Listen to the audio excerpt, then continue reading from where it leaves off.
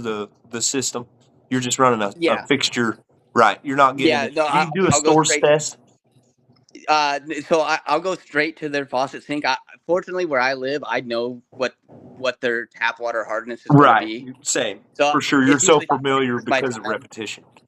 Yeah. So once I get to their faucet, and if I see if it's doing a little bit of the job, if it's we're running about 10 grains of hardness or so, but it's still doing better than tap water, then that's usually when I'll hit it with a manual regeneration. And from that manual regeneration, I'll come back in 2 hours after it does its thing. Granted, it does its whole regeneration. If that 2 hours it's still stuck in a cycle, then I know my problem right there.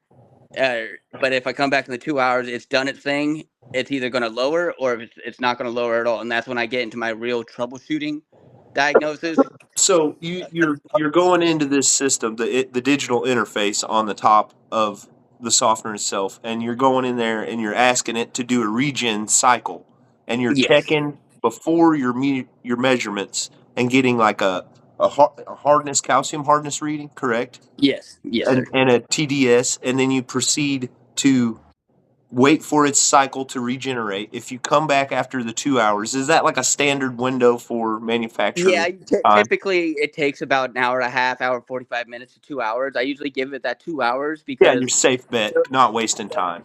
yeah, the reason I tell people to let me run a regeneration cycle first too is because a lot of times out here what we deal with are not full-time residents. So they're not Yeah, getting you the have water usage for sure, and we that a got regular household would get. And so they might have not it may have been sitting there for 6 months without regenerating. So a simple regeneration, and if I see it goes down to 5, okay, I know it's just been sitting there a little too long. We just need to fluff it up one more time, fluff up that inside resin by regenerating one more regeneration, and right.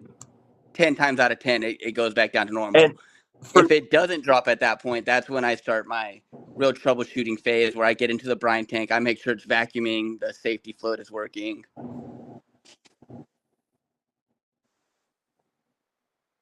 okay, well, Evan, I'm not trying to put you on the spot here. Whenever I'm so like in the Yeah, no, process you're of good. I love explaining it. yeah, great. When we hit a regeneration cycle, and like before you walk off, all that stuff.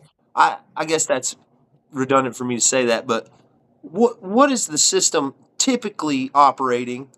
The water's running into that brine, Yeah. and can you explain a little bit what's going on there for me, like Yeah. fundamentally So what's happening? when you hit the regeneration phase, the first cycle it does is it's going to rapid rinse